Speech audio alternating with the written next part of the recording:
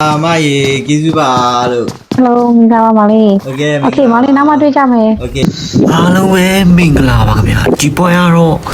မဆူစီနဲ့ပိုးစော်တော့တွေးပြီဗျာအိုးအဲ့လိုတွေးမှမဟုတ်ဘူးလေမဆူစီယာလုံးရက်တာကွာ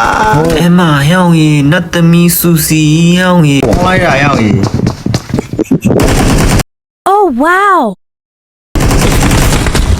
ကောင်းလိုက်တယ်မဆူ Hello မောင်လေးကခဲခိုင်းလိုက်လေခဲခိုင်းလိုက် လာ လေ ကြလိုက်ပါဦးတဲ့ရောက်ရေဒီပါမဆူစီရလာကေ Okay အော်မောင်လေးတကယ်ချင်းမဖြစ် ပြေးလာပြီ ပြင်းနေတော့ Okay ဟုတ်ပြီ စကီလဲကောင်းတယ်လို့ပလီယာစိတ်ထက်လဲကြော်တကယ်လီစားသွားတယ်ဗျာမဆူစီယာ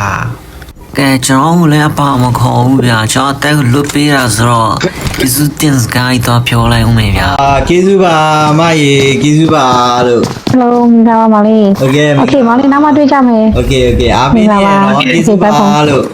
ကျေးဇူးပါမောင်လေးကျေးဇူးပါ ကျေးဇူးပါဘိုင် တက်တာ ကဲနောက်ဆုံးရတော့လေစူစီနဲ့နိုရာနေရာဝဲကြမှာတော့တယ်ဗျာကဲနေရာလုံးသားတင်တောင်းရအောင်အောင်ဟုတ်ပါဘူး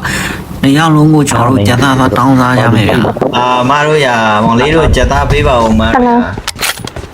အေးဒီလိုက်မောင်လေးပြစ်လိုက်လေ စူစီနိုရာနေရာလုံးကိုလေးစားတယ်ဗျာ Okay ကျေးဇူးပါမအားပေးနေရနော် ကျေးဇူးပါမောင်လေးကျေးဇူးပါ Okay ပါ နောက်မှတွေ့မယ် Okay ပါပြစ်တော့မယ်နော် Okay ဘိုင်ဘိုင်မောင်လေးဟုတ်ဖြစ်မောင်လေးပြရတယ် အားလုံးပဲကျေးဇူးများကြီးတင်ပါတယ်